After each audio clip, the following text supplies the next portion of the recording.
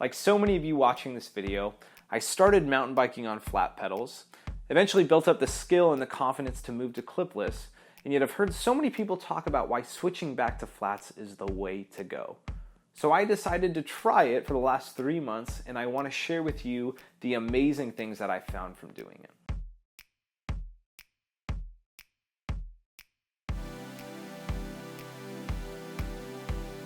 Hey guys, Josh with Daily Mountain Bike Rider here, and today we are talking about flat versus clipless pedals again.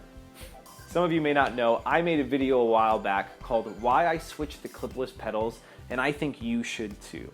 This quickly became one of my most viewed videos, but along with that, it's been definitely my most hated video. People have clicked that thumbs down button a ton of times. They've left comments saying, you ride clipless pedals because you're not good enough. Clipless are stupid, this is a dumb video, and you probably can't even ride flats if you wanted to.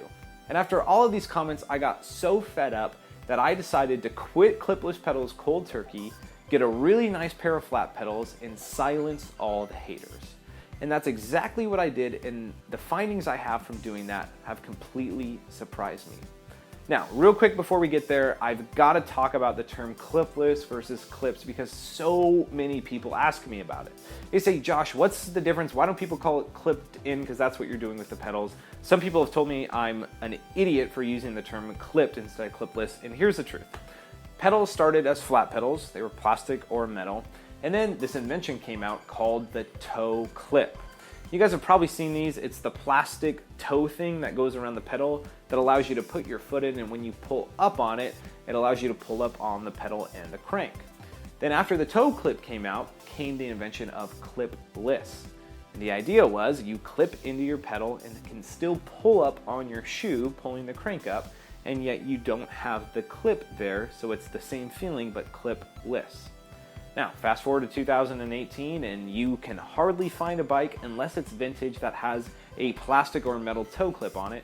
So now people use the phrase clips or clipless interchangeably, and I think we should just agree that that's okay because we're talking about a mechanism that clicks your feet into your pedals and keeps them connected.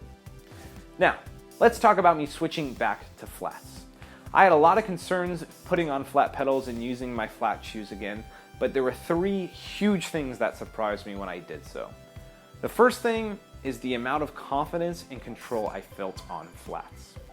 I switched to clipless pedals because I was getting a ton of shinners or pedal strikes to my shin, and I was losing control over rough and technical sections on flat pedals, and clipless solved those issues for me. But I've been riding a lot more in the last year because of the channel, and getting back to flat pedals, I've gotten so much better at keeping my heels down, keeping my weight back, and I found on all the difficult trails I rode or the big jumps I hit, my feet were staying planted for the first time in a super long time when it came to flat pedals, and it was confidence inspiring. Second thing that surprised me was I didn't lose any efficiency with going to flat pedals. Now, I didn't talk about this in the last video, but you can't deny clipless pedals do, over a long period of riding, provide more efficiency when it comes to pedaling. Now, what I realized though, is that I only ride for an hour, 2 hours, sometimes 3 or 4, and I in no way felt any loss of efficiency, or I wasn't climbing as fast or descending as fast, so that was a surprise. And last but not least, I just felt comfortable. I didn't feel like I was gonna fly off my bike. I didn't feel like my foot was shifting around after a big jump. I was really surprised by how naturally I was able to switch back to flats and have control and confidence and comfort that I really felt from clips. So those are the things that surprised me, but after riding flats for 3 months and talking to a bunch of people that have rode both pedals and still do ride both platforms, here's the big revelation I had that I want to share with you.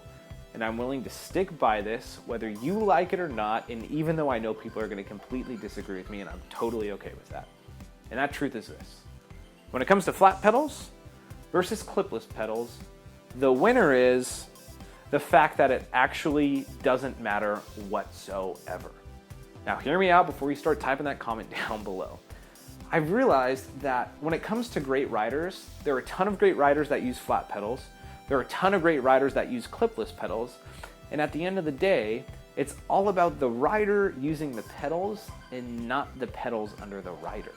There's a reason guys like Sam Hill can use flat pedals and win downhill races and still uses them in enduros. And there's reasons why guys like Aaron Gwin and other enduro riders use clipless pedals and still do great. And that is that they are great riders.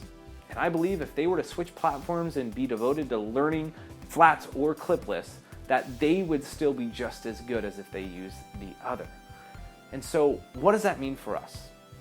Well, here's what it means for you. I think if you found a platform that you love and you've tried both of them and you're fully convinced, just be fine with it and stick with it. Because while people say there's a bunch of negatives to both, I think at the end of the day, those negatives are very small. Yes, you're not gonna have as much efficiency on flat pedals over a long period of time, and your feet have the possibility under unforeseen circumstances or where your form isn't perfect to move around. But in most cases, it's a non-issue. Yes, on clipless, if you go off a jump wonky, you won't be able to disconnect from your feet if you're halfway in the air rotating forward. And you won't be able to get out of your clipless pedals in a near-death situation. The truth is, in 99.9% of my ridings and the friends of mine who ride clipless, you can unclip when you need to. And yes, there is circumstances where you might be stuck to your bike, but in most cases, it's not actually a big deal. What I found is, in both platforms, there's positives and there's negatives, but at the end of the day, they're all positive. So what I think you should do, I really think all of us should be willing to try both. And I don't think we should get too stuck on our own worldview or our own decision that we're too afraid to try the other platform and realize that there's positives and negatives to both, and both of them can help us be a better rider. But at the end of the day, it's all about us getting out there, riding our bikes, and progressing in this sport. So as for me, what am I gonna use from here on out? I think I'm gonna stick with flats for a couple months, and then after that, I think I'm gonna switch back to clipless. And then after doing that for a couple months, I think I'll go back to flats, and I'll just keep flip-flopping until I decide one pedal is better, but in fact, I think I'll just think both are great. All right, that's it for me, Josh. Get ready to write your comment down below, but click the thumbs up button if you can agree that it's okay to disagree and there are some benefits and some negatives to each platform. And last but not least, click that subscribe button in case I make another clipless versus flats video to make you guys be happy about my decision or unhappy or something in between.